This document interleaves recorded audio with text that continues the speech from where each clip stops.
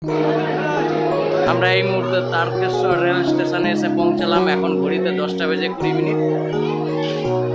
মন্দিরের উদ্দেশ্যে রওনা দেব।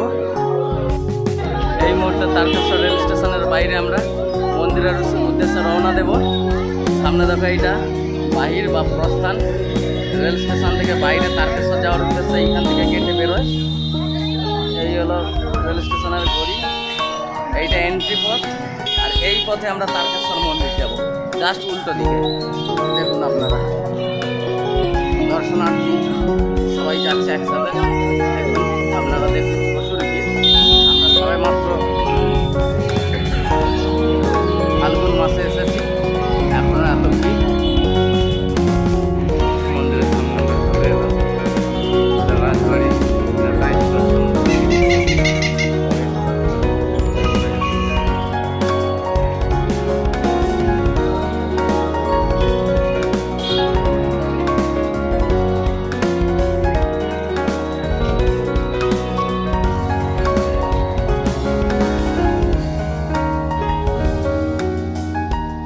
তারকেশ্বর।